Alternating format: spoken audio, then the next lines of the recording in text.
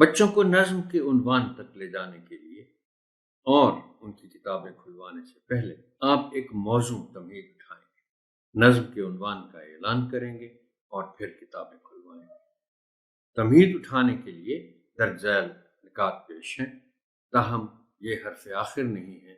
بہتر سے بہتر تمہید کے لیے آپ کی فکری جستجو جاری رہنی چاہیے۔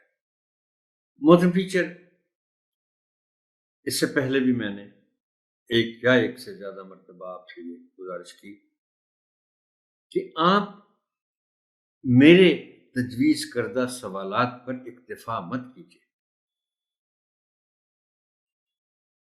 اور میں نے کہا اور کہتا رہتا ہوں ہر باب میں کہ آپ کی فکری جستجو جاری رہنی چاہیے۔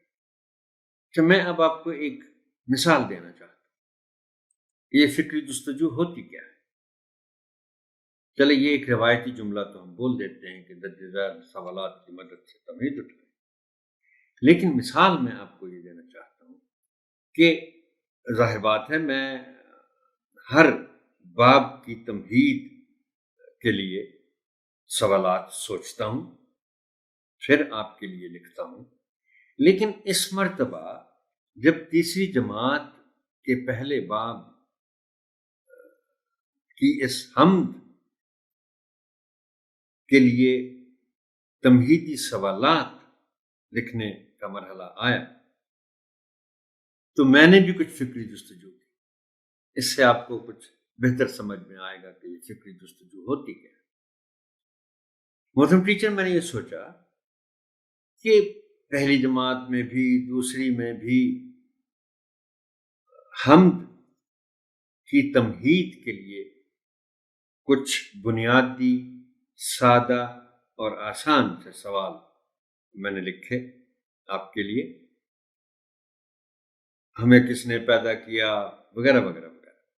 لیکن اس مرتبہ میں نے سوچا کہ کوئی زیادہ فکری جستجو کرنے کے بعد تمہیدی سوالات لکھے جائیں، تو میں نے لفظ حمد کے ماخذ پر سوچنا شروع کیا، کہاں سے آیا ہے یہ لفظ۔ اب میں ان سوالات کو پڑھتا ہوں تو آپ کو اس فکری جستجو کی مثال بڑی اچھی طرح آپ کے سامنے آ جائے گی۔ قرآن پاک کی پہلی سورت کا نام کیا ہے؟ الفاتحہ۔ فاتحہ اس چیز کو کہتے ہیں جس سے کسی مضمون یا کتاب کا آغاز ہو، اور چونکہ قرآن پاک کا آغاز سورہ فاتحہ سے ہوتا ہے، اس لیے اس کو یہ نام دیا گیا۔ اب آتے ہیں پہلی آیت کی طرف۔ سورۃ الفاتحہ کی پہلی آیت کیا ہے؟ الحمدللہ رب العالمین، تعریف اللہ کے لیے ہے، تمام کائنات کا رب ہے۔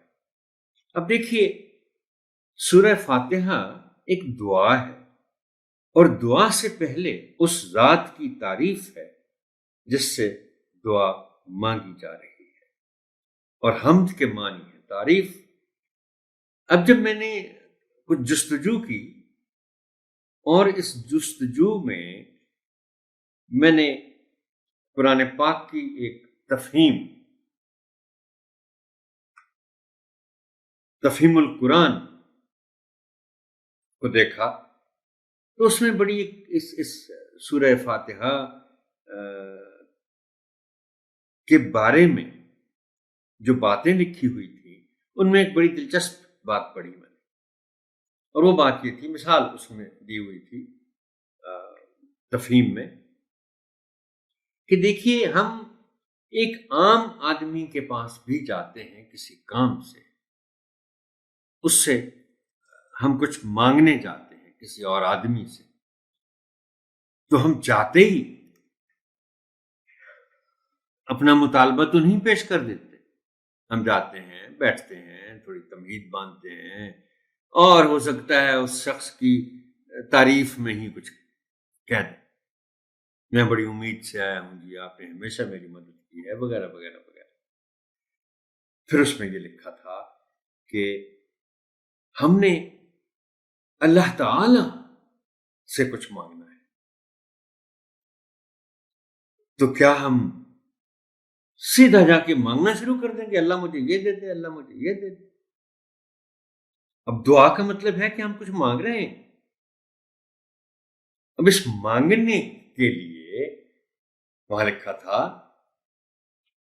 کہ ہم ایک عام آدمی کی تعریف کرتے ہیں، کیا ہم خدا کی تعریف نہیں کریں؟